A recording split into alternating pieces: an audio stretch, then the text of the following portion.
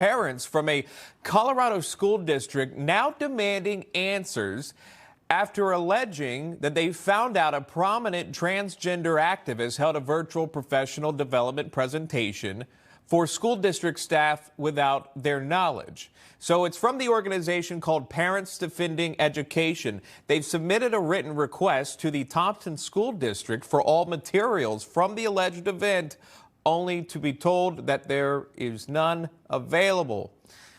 Today we have Mylin Salabarria joining us today, the Director for the Community Engagement for Parents Defending Education. We also have Srileka Pale joining us as well, a parent of a Thompson, Colorado School District student.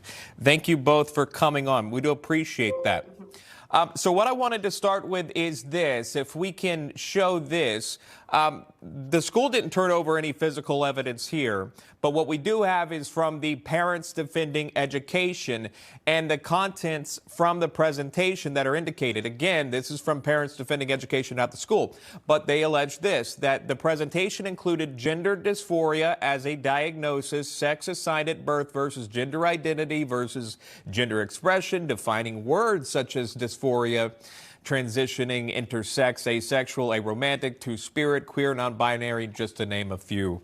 Srileka, I'll start with you as a parent. What was going through your mind here when you learned about this, or allegedly learned? Because again, the school is denying that any of these materials were presented. What do you know? What can you share with us?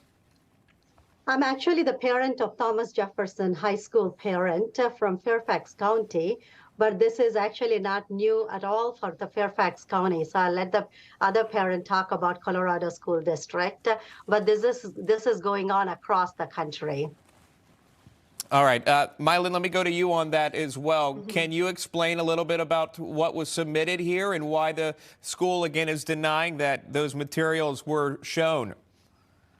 Yes, of course. What happened here is that we had parents that learned about this and requested information from the school district, only to be told that they were not in possession of any type of slides or training materials related to this third-party consultant training their teachers on these issues. And then Parents Defending Education submitted a FOIA or CORA request, and we were able to obtain that information. This is where we learn exactly the topics that these third-party consultants was talking about in these teacher trainings, which is something that obviously got parents and education advocates very concerned, because it's just another example of a systemic problem happening in schools nationwide, where we have these third-party consultants being paid to train teachers in topics that are based on social justice and ideologies issues instead of the core academics that our children need in the classroom.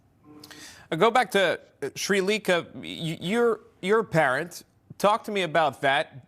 Based on what we were having a conversation with Mylin and what she was bringing up, do you have concern for your student, for your child, and what is being taught in the classroom, or no? Absolutely, absolutely. We in Fairfax County, I am a parent of Thomas Jefferson High School. This is going on all across the country, and we have raised a havoc here. There has been a lot of issues. As you know, Governor Youngkin has always been about parental rights here. We have raised havoc in our parent communities. We have raised rallies. We have gone to school board meetings talking about this parental rights. There's been a lot of inappropriate content in our libraries, so we don't agree with this at all. In fact, there has been a considerable amount of parental involvement, especially during COVID, even in fact after COVID, talking about these issues. That is precisely how our Governor Youngkin got elected, because parents came together and said, we don't agree with these policies at all, and parental rights means a lot to us, and this kind of content and this kind of nonsense has to totally stop. I want to end it with I agree with the policy. Many agree with you. I want to go to Mylin really quick. If I can kind of close with this, have you heard anything from the school district on this alleged presentation at all? No, we just got quick reviews on social media that they're saying now, kind of like backtracking that no, that they want parental involvement and that kind of thing. But the point with this, it's again that going back to academics is this is just another example of a school district where only 28% of their students are proficient in math. And here we're seeing the type of topics they're choosing to train their educators and teachers on, instead of going back to academics and work really hard to bridge the learning loss that our students nationwide are facing in our public school classrooms. But do we 100% know that the information that we presented today on air is factual, that that was a presentation taught at that school district? We do. We received that through Freedom of Information Act request, and that's the materials that we receive from the school district. But the school denies it. They did deny it at first, and now apparently this morning they started kind of like going around the bushes and saying that, well, yeah, we want to have parental involvement, but the fact is that that training already took place with teachers in that school district. I appreciate you explaining that. All right. Thank you so much to both of you. That is Mylin Salabaria joining us and Srilika Pale. Thank you both. We appreciate your time. Thank you. You got it.